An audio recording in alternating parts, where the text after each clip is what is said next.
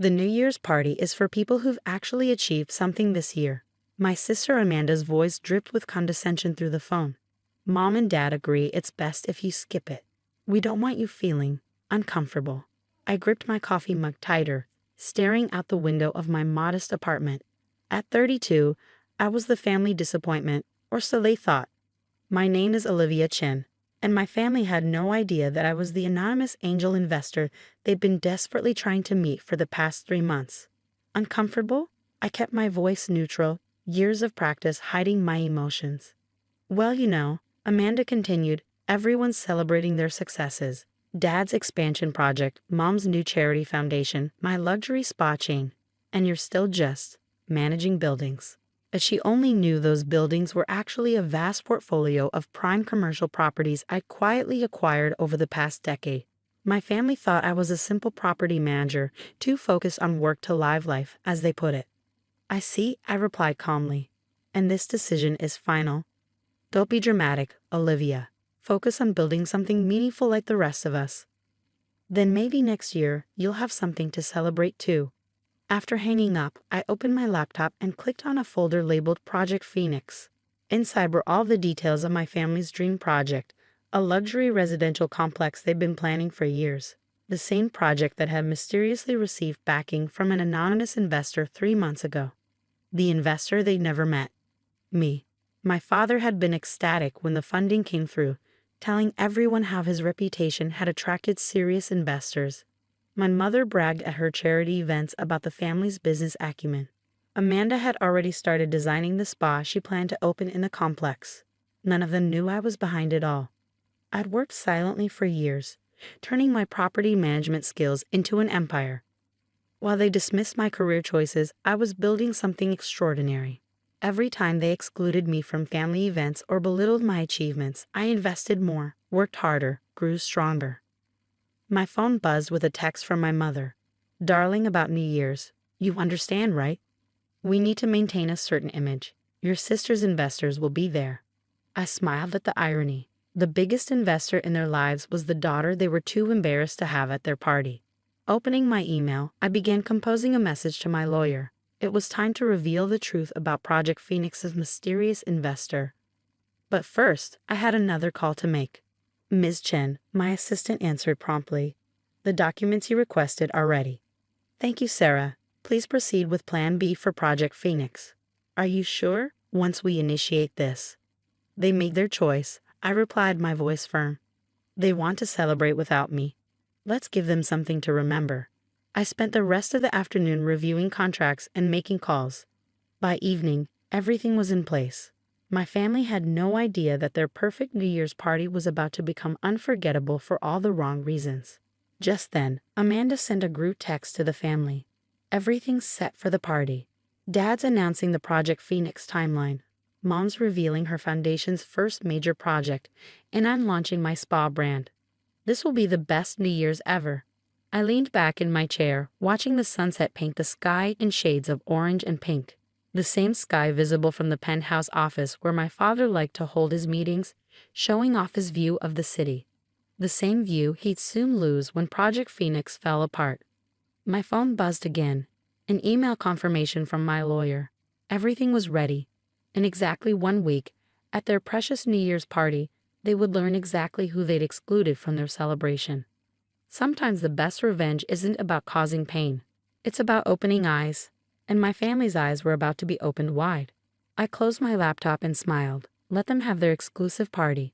I had a different kind of celebration in mind. The week leading up to New Year's Eve was filled with endless social media posts from my family. Amanda couldn't stop sharing sneak peeks of her spa designs for Project Phoenix. My mother posted daily about the guest list, making sure everyone knew about the exclusive attendees. Dad gave interviews to local business magazines, hinting at the project's revolutionary impact on the city. I watched it all unfold from my office, 40 stories above the city they thought I merely managed. Sarah, my assistant, placed a folder on my desk. The final reports are in, she said. Should I proceed with the announcements? I nodded, scanning the documents. Schedule everything for 11:45 p.m. on New Year's Eve. 15 minutes before their big midnight revelations. Your father's secretary called again, Sarah added. The mysterious investor's absence is making him nervous. He wants confirmation for the party. Tell them the investor sends their regrets but will make their position clear at exactly 11:45. That evening, I received an unexpected visit from my Uncle James, my father's younger brother, and the only family member who'd ever supported me. "They're being foolish, Olivia," he said, settling into the chair across from my desk. "Your father's letting pride cloud his judgment, as usual." "Did they send you to check on me?" I asked, offering him coffee. He laughed. "They don't know I'm here, but I've watched you build all this while they weren't looking." He gestured around my office. "They never questioned how you could afford to live in a city on a property manager's salary, did they?" "They never questioned anything about my life, Uncle James. That was the problem." He studied me carefully. "You're Project Phoenix investor, aren't you?" I didn't answer, but my slight smile told him everything. "Good," he said, standing up. "Maybe this will finally open their eyes. Just don't be too hard on them. Pride makes people blind, but family is still family." As he left, I thought about his words. Family, was that what we were? A group of people who shared DNA but couldn't share a holiday together because some members weren't successful enough. The next few days passed in a blur of preparations. My family's social media excitement reached fever pitch. Amanda posted photos of her outfit for the party, tagging luxury brands and adding hashtags about success and excellence. Mom shared pictures of the venue decorations, each post a careful reminder of the event's exclusivity. Then, on New Year's Eve morning, I received a video call from my father. "Olivia," he said, his voice stern. "Your mother tells me you've been difficult about the party situation." "Difficult?" I kept my voice level. "By accepting your decision." "Don't be smart. You know what I mean. This attitude, this is exactly why we made the right choice. Success requires a certain mindset." I looked at him through the screen, this man who thought he knew everything about success, but knew nothing about his own daughter. "You're right, Dad. Success does require a certain mindset. And at 11:45 tonight, you'll learn exactly what that mindset looks like." "What's that supposed to mean?" His brow furrowed. "Enjoy your party, Dad. I'm sure it will be unforgettable." I ended the call and turned to Sarah, who'd been waiting with another stack of documents. "Everything's in place," she confirmed. "The press releases are ready, the legal team is standing by, and the documents will be delivered to the party exactly at 11:45. I picked up my coat, heading for the door. "I'll be at the Summit." The Summit was my latest acquisition, a rooftop restaurant overlooking the venue where my family's party would be held. From there, I could watch everything unfold while enjoying a quiet dinner alone. As night fell over the city, I watched the guests arrive at my family's party through the restaurant's panoramic windows. Women in designer gowns, men in expensive suits, all there to celebrate success with a family that thought they had it all figured out. Sarah texted updates throughout the evening. 11:30 p.m. "Your father's preparing for his announcement." 11:35 p.m. "Amanda's gathering everyone for the spa brand launch." 11:40 p.m. "Your mother's foundation presentation is ready." At 11:43, I stood by the window, champagne in hand. 2 minutes until their perfect world shifted. 11:44, I watched the messenger enter the venue. 11:45, my phone lit up with notifications as everything went live simultaneously. The press releases, the legal documents, the ownership revelations, all carefully crafted to expose the truth about Project Phoenix's mysterious investor. Through the window, I could see the commotion beginning. Phones were buzzing, people were whispering, and in the center of it all, I could just make out my family's faces as they read the documents that had just been delivered. I raised my glass to the chaos unfolding below. "Happy New Year," I whispered, though the year still had 15 minutes to go. My phone started ringing, first Amanda, then Mom, finally Dad. I let them all go to voicemail. They'd had months to talk to me, years to see me. Now they could wait. The truth about Project Phoenix was just the beginning. They wanted success. I was about to show them what real success looked like. The documents delivered to the party revealed more than just my identity as Project Phoenix's investor. They announced my immediate withdrawal from the project, along with the acquisition of the prime real estate they'd planned to build on.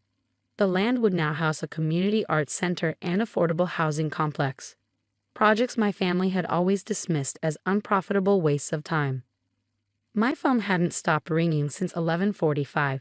As midnight approached, I watched the party descend into chaos through the summit's windows.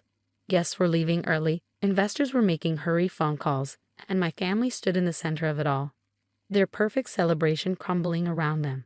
At exactly midnight, while the city erupted in fireworks, my father finally sent a text. "We need to talk. Now." I replied with an address, the summit, and waited. 20 minutes later, they burst into the restaurant, Dad, Mom, and Amanda, still in their party clothes, but considerably less composed than their social media posts would suggest. "How could you do this to us?" Amanda's voice shook with rage. "Do you know how many investors were at that party? How embarrassing this is." "Embarrassing?" I set down my champagne glass. "Like being told you're not successful enough to attend a family celebration." "This is different." Mom stepped forward. "We were protecting you from feeling out of place among successful people. We didn't deliberately sabotage you." I laughed, the sound echoing through the empty restaurant. "Protecting me? Let me show you something." I led them to the window, pointing at the city below. "See that building? I own it. That hotel in the corner, mine too. The commercial complex your friends were bragging about investing in. I bought it last year." Their faces reflected in the window showed mounting shock as I continued pointing out my properties across the skyline. "While you were busy deciding I wasn't successful enough for your party, I was building an empire, one that makes Project Phoenix look like a small-time investment." Dad, who had been unusually quiet, finally spoke. "Why didn't you tell us? Would you have believed me? When have you ever believed in anything I've done?" The silence that followed was deafening. "The community center," Mom finally said, "you're really going to waste that prime real estate on charity." "That's exactly why I never told you." I turned to face them. "Everything is about status and profit for you. You never understood that success isn't just about money." "But your sister's spa," Mom began. "We'll find another location." I cut her off. "One not built on the dreams you crushed by excluding your own daughter from a family celebration." Amanda sank into a chair, her perfect facade cracking. "All these years, while we thought you were just managing buildings, I was buying them." I finished for her. "Every time you belittled my career, dismissed my choices, or excluded me from family events, I channeled that hurt into building something meaningful." Dad stepped forward, his business mask finally falling away. "Olivia, I was wrong. We were all wrong." "Yes, you were," I agreed. "But this isn't about revenge. The community center will help people who remind me of who I was. Someone with potential that others couldn't see. The affordable housing will give opportunities to those who need them. That's real success." "What can we do?" Mom asked quietly. "How do we fix this?" I picked up my coat, ready to leave. "Start by understanding that success isn't measured by party guest lists or social media posts. It's measured by the impact you have on others' lives." As I walked toward the door, Amanda called out, "Will we see you next New Year's?" I turned back one last time. "That depends. Will it be a party for successful people only?" The shame on their faces gave me hope that maybe, just maybe, they'd finally learned something. Over the next few months, my family slowly began to change. Dad started mentoring young entrepreneurs, focusing less on their backgrounds and more on their potential. Mom redirected her foundation's efforts toward meaningful community projects rather than social status. Even Amanda surprised me by offering free spa services to cancer patients and their caregivers. Uncle James was right. Pride had made them blind, but family was still family. It took losing their dream project to realize that their daughter's success story had been right in front of them all along. As for me, I moved forward with my plans, but left the door open for my family to be part of them. Not as business partners, but as people learning to measure success by a different standard. Sometimes the best revenge isn't revenge at all. It's showing others a better way forward. And as I watched my community center break ground on New Year's Day, I knew I'd done exactly that. Success, I'd learned, wasn't about being invited to the right parties. It was about creating something meaningful, even when others couldn't see your vision. And sometimes it took losing everything to help others find that truth.